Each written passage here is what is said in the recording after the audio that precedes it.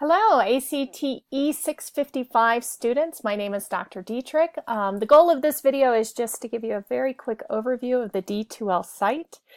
D2L got a complete new makeover on summer 2 of 2017. So if you have not taken a course since summer 2 of 2017, you will notice there are a lot of cosmetic changes to D2L. So this video will be of great use for you. It also lets you know how I set up, as a professor, set up the course. If you've taken courses with me in the past, this format's pretty much the same. I keep a consistent format for my uses. So if you look at the front, on the new homepage, so when you log on to D2L, it's going to drop you into this homepage, and you'll see all of the courses that you're currently enrolled in or will be real soon. So you'll see here we have ACTE 655. I'm going to click on that icon. It'll take you to our course homepage. Our icon for this course is a view of mountains and a starry night, so very STEM focused. If you look on the homepage, I try to provide a lot of organizational information on this homepage. It starts out with my contact information. If you're taking this course during the summer, you will be given my summer contact info. I'm not working from my office, but rather working remotely. You can call me, you can text me, you can set up a time where we can meet via Zoom, a video conference to chat. So please reach out if you have any questions. Also, I will post this video as soon as it's finished here so you can refresh it. But probably for most students, the most important piece are the due dates. So you will notice that I post the due dates. They are due by midnight at the date that is posted. You'll also notice at the end of the page, I put a class list on the right, but the announcements. I use the announcement feature a lot. If there's a comment that a student's made in the discussion board that I think that the whole class should hear about, I usually will post it on the announcement page because that's a great community space that we can use. So I highly recommend that every time you log on to D2L that you pay special attention to any new announcements that have been made. So it could be helpful hints, or it could just be bringing your attention a great resource that was shared by a classmate.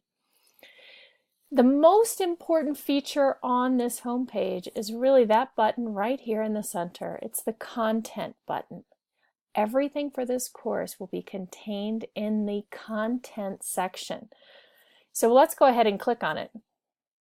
Now, for this course, I release a module as soon as one module is due. I will release the next module. That really helps us as a course, as a class, to be able to stay on pace. So we're all working on module 1 together, and then when module 1 is finished, module 2 will populate. So you'll notice here under Table of Contents, we have our Getting Started. Module 1 and Module 2 will appear on Adaptive Release right underneath it.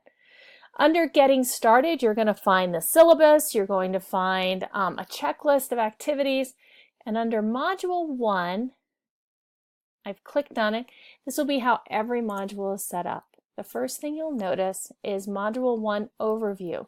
It is essential that you read every single word because all of the content, the directions, everything, think of it as the lecture, textbook, and all wrapped up into one, is contained in each module's overview section.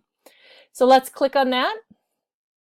It'll open up and the headings will stay the same. So you'll have module objectives, module overview, and the assignments for each module will work in the same method. So the title of Module 1 is What is STEM? You'll see that it has the module objectives listed. It'll give you an overview. In this course and the content, so if there's any resources that you need to read, if it's the course text, I just tell you what the page numbers are. If it is some either an article or a video, I will go ahead and link it here. So as long as it's not, as long as it's okay via copyright, I will put the resource directly in the module content section. Finally, under assessments, this course, the ACTE 655, is set up as each module has 2 parts. We're going to be doing a theory section. We're going to learn about the theory of STEM education, learning theory, all the parts that really make me excited too.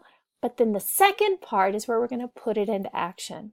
The goal of we call it the practices section, is really to demystify the process of STEM. You are going to become a STEM teacher. You're going to become a maker teacher. You're going to be creating. I mean, if you're crafty, that's great.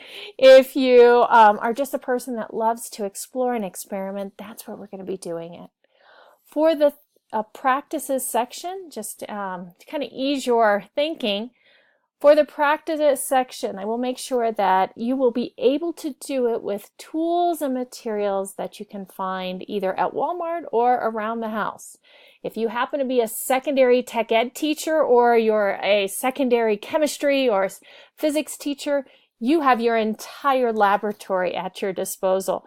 So you have the ability to take these STEM activities and do them at a more preschool basic level, or all the way at that high school instructional technology or physics classroom, where you have access to sensors and probes and a lot of materials that other teachers may not have. So our goal is that it meets everyone's needs. So that is the overview. So let's go back out to Module 1. For Module 1, the theory, I'm asking you to post something on a discussion board. Right underneath the overview, you'll see where the discussion board link is right there. So you don't have to go out to the communication link, look for the discussion board. No, everything will be contained within your module. If I'm asking you to put something in what used to be called Dropbox is now called assignments, it would just be the assignment folder would be right under the overview too. So everything is contained together. You'll notice for the Module 1 practice section, I'm asking you to create a screencast and post in the discussion board. So that discussion board is right there. And finally, if there's any, PDFs or copies of things that I wanted you to have, I'll list those below. So you'll have the ability to download those below. So very simple there. So going back out, the other thing you may want to know about is the assessment. If you go under Assessment tab, you'll see where you'll have your grades. Now, the one thing I will tell you, as an online course, we don't have the ability to have this banter in-class conversation. So I spend a lot of time giving you thoughtful feedback on the assignments that you submit. As an online teacher, after preparing this course, the biggest bulk of my work is on reading and responding to the submissions that you've had. So I try very hard in the discussion board to be a silent observer as the class is bantering, and to provide my feedback within the assignment in the gradebook section. So I'll provide my feedback for even discussion boards within that grade section. So when you click on your grades, you want to make sure that under each graded item, you have an arrow where you can look for feedback, and the feedback will expand and you can see my feedback. I really am looking forward to working with you this semester. I'm going to click back on the title of the course, pops me right back to that home page, and I'm excited to meet you online. Thank you so much. Bye.